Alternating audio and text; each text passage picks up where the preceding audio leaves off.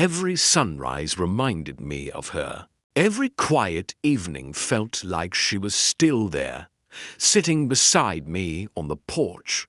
For a long time, it was peaceful until the development started. About a mile down the road, construction crews began clearing land for a new residential community, modern homes, clean streets, and the kind of people who want country living without understanding what that actually means. At first, I didn't pay much attention. People come and go. That's life. But then, one morning, everything changed. I stepped outside to check on my cattle and froze. Tire tracks, fresh ones. They cut straight across my pasture, not just near the edge, right through the middle. I followed them on foot and found something even worse. Wooden stakes, spray paint markings, bright orange lines cutting across my land like scars. Someone had planned something here, and they didn't bother telling me. Later that day, I found out who. Her name was Victoria Hale. Confident, polished, the kind of person who speaks like she's already won the argument before it begins. She introduced herself as the head of the local housing association for the new community. "We're improving the area," she said with a smile that didn't feel real, adding, "a recreational path for residents. It'll increase property value for everyone." "Not for me," I replied. "This is private land." She pulled out a folder and flipped it open. "We have access rights," she said. "Everything is documented." I didn't even need to look closely to know something wasn't right. I've lived here my whole life. There had never been any agreement like that. "Take your markers and leave," I told her. Her smile didn't disappear, but it changed. Cold, sharp. "This is happening," she said quietly. "You can cooperate, or you can make it difficult." Then she turned and walked away. Over the next week, things escalated. Surveyors came back. Construction crews started showing up early in the morning. And every time I tried to stop them, they waved paperwork in my face. Something was off, but I needed proof. So I called a lawyer. Not someone flashy, not someone expensive, just someone who understood land. Her name was Laura Mitchell, and within an hour of reviewing the documents, she looked up at me and said something I'll never forget. "These papers aren't just wrong. They're fake." That's when everything shifted. While Laura started building a legal case, I focused on something else. Watching. Listening. Learning.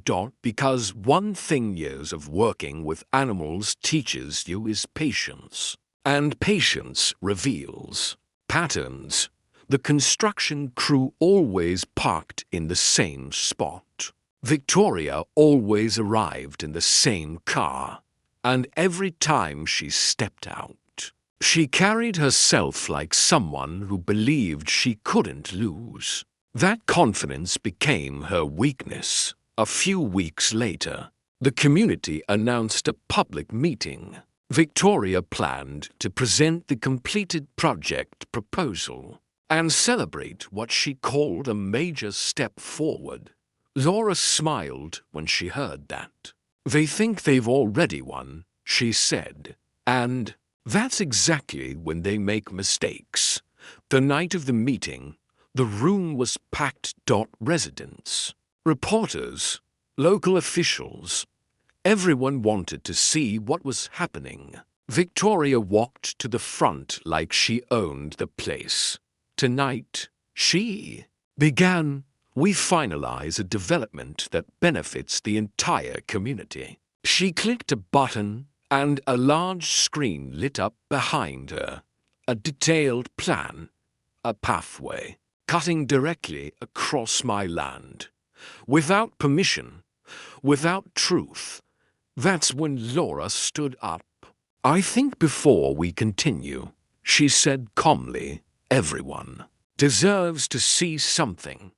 She handed documents to the officials at the front. Real documents. Verified records. And then she said the words that changed everything. The signatures used for this project were forged. The room went silent. Victoria laughed at first. Then she saw the evidence, and her expression changed. Reporters started asking questions. People began whispering. And then law enforcement stepped forward. They had been watching. Waiting. Building a case. And now it was time. Victoria tried to stay calm, tried to deny everything. But the evidence was too strong. Financial records, fake approvals, illegal activity tied directly to her name. She wasn't just pushing a project. She was running a scheme. As officers moved in, she panicked. She turned and rushed toward the exit, pulling out her car key and pressing the alarm button repeatedly. The loud, piercing sound echoed through the parking area. And for a brief moment, everything felt still, because what happened next, no one expected. Out in the field beside the building, my cattle had been grazing quietly all evening.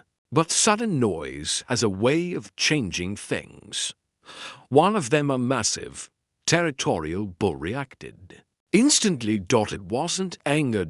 It was instinct. The noise, the movement, the unfamiliar energy. He charged, not at people. But toward the source of the chaos, Victoria's car. Within seconds, the situation turned into complete panic. People backed away.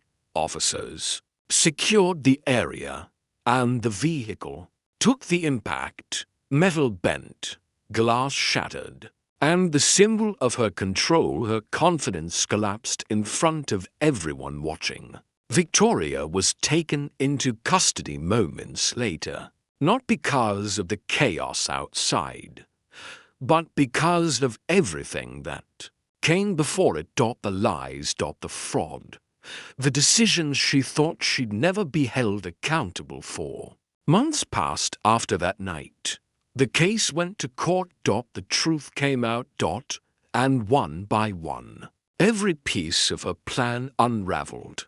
The fake documents, the financial manipulation. The pressure tactics. All of it. Gone.